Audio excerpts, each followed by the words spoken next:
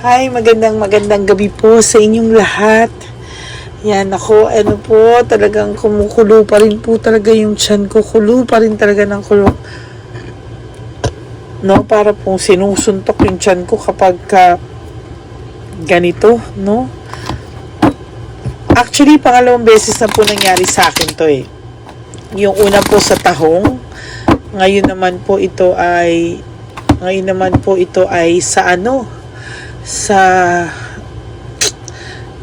pizza nga po, no? Na parang kala ko po una okay na ako.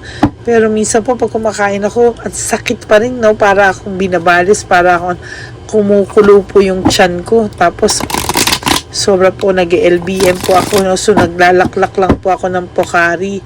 Ayaw naman po akong painumin ng doktor ng loperamide muna kasi nga kailangan ko daw muna ilabas. So Hydrate po ang iniinom ko at Pocari, no? Yan. So tingnan po natin kung ano po ang makikita natin sa third reading of the day today. Kahit po talaga masakit, tumayo po ako para po kayo ay mabigyan ko ng third reading for today. Tingnan po natin ano po ba ang makikita natin sa third reading for today. Pili po tayo ng 10.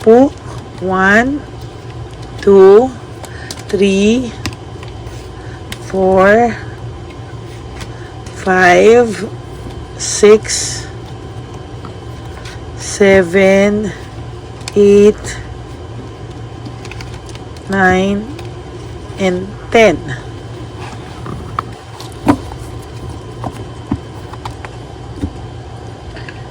Then, ito po, no?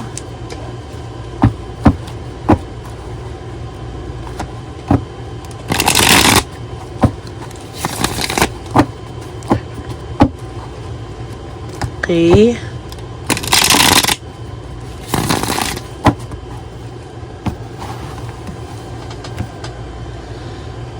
Okay. 1, 2, 3, 4, 5, 6, 7, 8, 9, 10.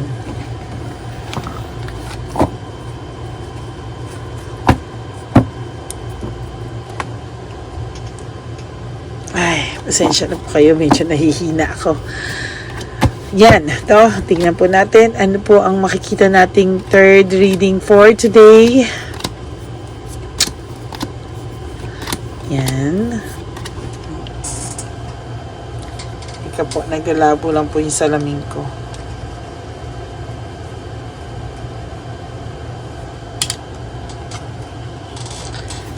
Yan.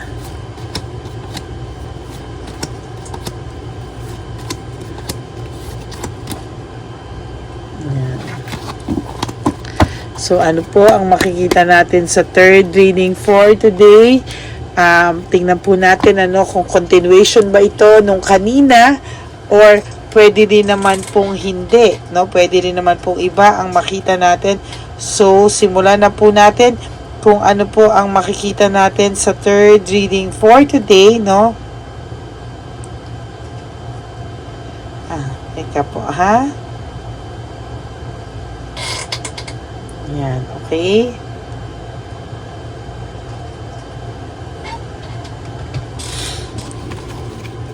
Ano ba? Okay, avoid. Naku, my God! Tingnan nyo na naman po, no? Sa dinami-dami po ay fear of change again, no? Ewan ko po, for so, talagang fear of change pa rin po, oh. Talagang there's fear of change. Talagang for the past few days, kanina po, pangatlong beses na barahan na to natin, third reading, meron po sa lahat ng fear of change, no? Never pong nawala itong fear of change. Malaki po talaga ang takot ng person mo sa lahat ng mga magiging pagbabago. No? Hindi ko pa siya siguro dahil hindi ko pa siya nagagawang title. Kaya siguro talagang siya, consistent. Tingnan natin, pag ginawa ko na siyang title, baka naman matigil na po, no? Malaki talaga ang takot ng person mo sa mga pagbabagong mangyayari sa mga susunod na panahon.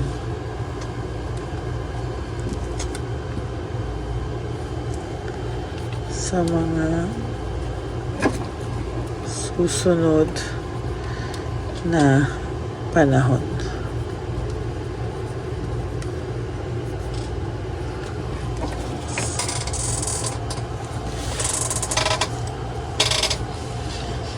Yan, no, malaki po talaga ang takot niya, no, ng person mo sa mga magiging pagbabago na mangyayari sa mga susunod na panahon. No, we'll see ano ba yung takot talaga ng taong to, bakit takot na takot siya. No, takot po siya talaga na somehow nagkamali po talaga siya sa naging desisyon niya, no. Natatakot din po talaga siya na somehow makarecover ka na po unti-unti, no. Natatakot din po talaga siya na ipamigay ka din po sa iba. Ang dami pong takot ng person mo sa mga magiging pagbabagong mangyayari sa buhay mo actually, no. Natatakot po siya na talagang magising ka na sa katotohanan at talagang maiwanan mo na po siya ng tuluyan, no. Somehow ngayon ini-enjoy niya po lahat, no, kahit na wala ka, pero believe me po, no, sasabihin ko po sa iyo na yung person mo ay takot po talaga na magbago ka na po talaga, maka-adjust, magkaroon ng bagong buhay at magkaroon ng pagbabago sa kanya, sa iyo, sa pagkatao mo, sa feelings mo, sa future mo, at magkaroon ka po ng bagong tao sa buhay mo. Natatakot din po ang taong to somehow na mag-give up ka na po sa kanya dahil sa sobrang overwhelmed mo po sa ginawa niya sa iyo, na feeling mo he's a cheater, he's a liar, na talagang magbago ka na at talagang mag-give up ka na po sa kanya, no. Isa yun sa malaking fear niya na magbago ka na po ng tuluyan. Win at all cost, takot din po ang person mo na maipanalo ka po ng iba, na manalo ka po na may iba na, no, at magbago po yung buhay mo at gumanda po yung buhay mo at manalo ka po sa buhay nang wala na po siya, no. Bakit kaya, no?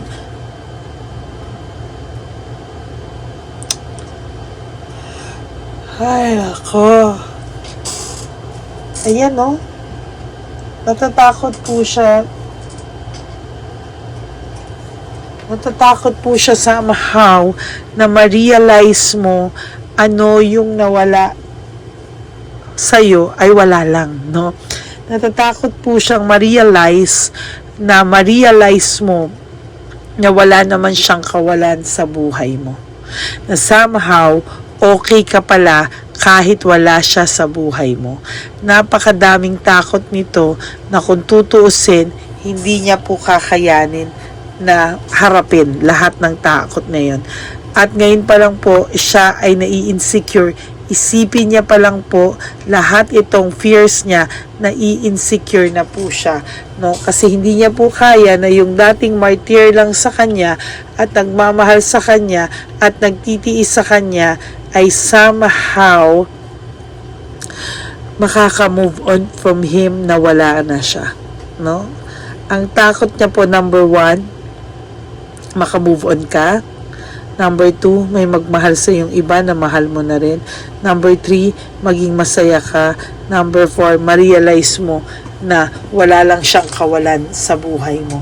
Napakadami po nitong takot, to be honest with you, no? Hard work, responsibility for him, lahat po ng nangyayari ngayon is just part of his plan, no? Kung ano man po ang plano nito kay Chabilitang Palaka, this is not about love anymore. This is about being needy, no? May mga kailangan po siya kay Chabilitang Palaka na hindi niya na po inasa sa'yo kung hindi kay Chabilitang Palaka lang. Loss of inner voice, sa totoo lang po, ang taong to nawalan na po ng say sa'yo, nawalan na po ng control sa'yo, dahil alam niya po na mahal mo siya dati, pero ngayon, nagalit ka rin sa kanya, dahil feeling mo sa 10 sinabi niya, ni isa doon walang totoo at walang tama. May mga kinakamustahan po ito or may mga tinatanungan po ito na tungkol sa iyo, no? Nang hindi halata.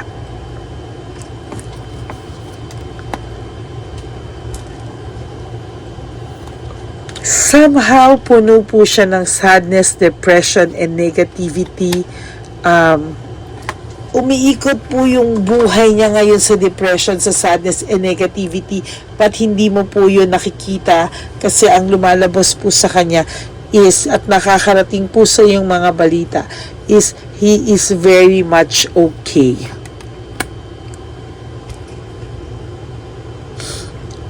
May greediness and possessiveness po akong nakikita. Sabi ko nga po, ang samahan po nila ni Chabilita ay puno ng sakalan blues, no? Nakikita ko po na grabe po manakal si Chabilita dito, no? Lack of direction. Maybe this person has lack of direction. Hindi lang po sa samahan nila, kasi sabi ko nga, walang direksyon ang buhay nila, panay tension. Pero mismo pong yung person mo, may conflict po siya sa feelings niya po, sa sarili niya po, no? Mismong sa kanya po. He wants to reach out to you actually, but wala po siyang lakas ng loob. Alam niya po na nag-cross the line po siya sa'yo. He or she crossed the line with you. Ngayon po, nangangailangan to ng matindi, no? Yan, no? Talagang kailangan niya po because talagang na-short siya. Self-victimization, meaning siya po ang gumawa ng ikakaganyan niya sa sarili niya. As a matter of fact, siya po ang may kasalanan kung bakit nagkakamalas-malas ang buhay niya. Somehow you are protected by the divine universe, no? Hindi ka po pinabayaan, kaya nagtataka ka po paano mo po nakakayanan ito na in fact dati akala mo hindi mo kaya nang wala siya, no? Pero somehow ngayon umu-okay ka na po, no? Ang relationship nila also is based on just material things, no? Oh my God, lack of direction again. Lack of direction, magkatabi, no? This day is a very intense day po talaga, no? Actually, naubos din ang energy ko kanina sa magkasunod kong reading dahil the reading kanina po talaga is very, very, very intense, no? Ito rin po, makikita nyo na hindi naman Tuesday, Friday, and Sunday, but it's, ayan, no, tabing-tabi, lack of direction, meaning, ito po ay karugtong nung kanina dahil sila ay walang direction, lack of direction, panay tension, ang samahan nila. Somehow, this third reading is still connected with the first two readings kanina po, no? So, talagang wala po silang direksyon, talagang ganyan po ang nangyayari sa kanila, na nagre-resulta po na pagiging stressed and burned out ng inyong person. Ayan, no? Talagang stress and burned out po ang person nyo, no? Kayo po, just focus on yourself. Just focus po sa lahat, no? With compassion. Lahat ng gawin nyo ay talagang ilagay nyo po sa puso nyo para sa sarili nyo, no? Overcoming challenges, sa totoo lang po, kaya mo pong i-overcome na lahat ng darating sa'yo. Why? Because you are protected by the divine universe. Okay? Pili po tayo. Saglit. Balasahin ko lang po, no?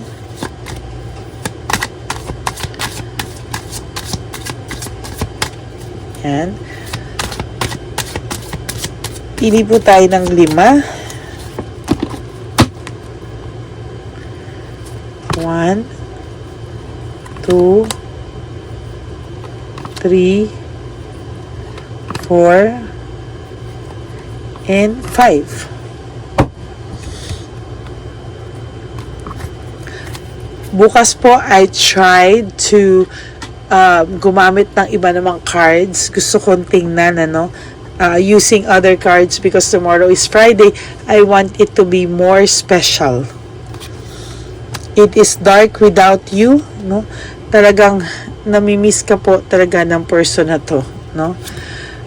The passion I feel is overwhelming. I don't know how to handle this. Sabi ko nga po sa iyo, wala siyang direksyon. Overwhelming lahat ng nangyayari sa kanya ngayon at hindi niya po kayang i-handle. Hindi niya rin po maintindihan kung ano po ang mga nangyayari sa kanya, sa kanila, sa lahat ngayon. Ito na lang po naiisip niya, if I could go back in time, I would handle us differently, no? Somehow, this person, nag-iisip siya na sana hindi po ganito ang nangyari, hindi rin ganito ang mga kinalabasan ng kanyang very impulsive decision. Yan, and I can't make a decision. Hindi pa rin po siya makamake ng decision. Somehow, this person po is really, naduduwag na po talaga siya. So, that's it for your third reading for today. Ayan, pasensya na po kayo, but I think this would be the last reading for today kasi talagang gusto ko pong magpahinga, As a matter of fact, nag-cancel po ako ng ibang readings kasi gusto ko pong magpahinga, At gusto ko po talagang mag-rest muna, para mabawi yung lakas. Talagang itong food poison na tumira sa akin is somehow para po akong binabalis, Kaya ayan, talagang iba po yung tindi kasi talaga pong naramdaman ko talaga maasim, talaga yung pizza. Kinain ko pa rin po kasi talaga sabi ko baka sa tomato sauce lang yun. Pero maling-mali po talaga. Okay? Thank you so much for listening, for watching. To all my Lady Elena friends, family, and subscribers, I love you all from the bottom of my heart. Maraming salamat po sa lahat ng pakikinig nyo sa akin, sa lahat ng panonood nyo sa akin, sa walang sawang paghihintay ng aking upload. I want you to know, all of you, that I am really grateful to all of you. Sana po mag-like kayo and mag-comment. Gusto ko pong mabasa, Gusto ko pong mabasa. Lumalakas po akong mabasa lahat ng comments nyo. And maraming pong salamat. Thank you so much, everyone. And for those of you who wants to have a private reading with me, you can message me at Lady Lee Elena. Nasa dulo po yan ng ating video. That's my only legit and official account, Hindi man po ako makasagot agad-agad, but I promise to answer you whenever it's possible, na free na po talaga ako. And I will answer you within the day. Okay? Maraming pong salamat again, mga kapatid. Just surrender everything to our divine universe, to our Papa Jesus. And you have to let go and let God write your life and love story. And of course, life is short. Don't make it shorter by stressing yourself from all the pains and heartaches na binigay po sa inyo ng person nyo. Just surrender everything. At sinasabi ko po sa inyo, our Papa Jesus, He will never, ever let you down. Okay? Maraming salamat po sa inyo. And for those of you who would like to give me a super thanks, I would really appreciate that from the bottom of my heart. And I will be grateful to all of you na magbibigay po ng super thanks. Okay? And also, please, yung mga kakilala nyo po, if you wish na help ako, pwede nyo po ibigay ang ating channel para makapag-subscribe din po sila sa ating channel para tayo ay umabot ng 10,000 subscribers. Yay!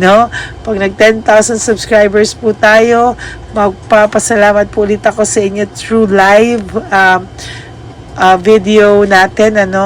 Maraming pong salamat sa lahat ng tulong nyo. Kung pwede nyo pong ibigay ang ating YouTube channel sa mga kakilala nyo para tayo po ay makatulong din sa kanila kung sila man po ay may pinagdadaanan. Okay? Maraming salamat po. May God bless you all. Maraming salamat po.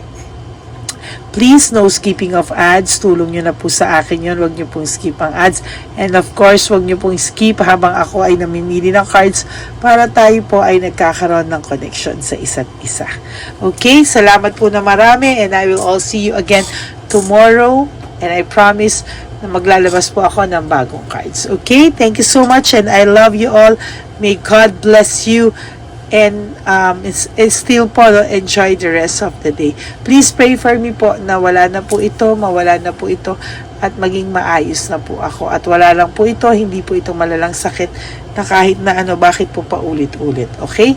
Maraming salamat po. I love you all. Bye!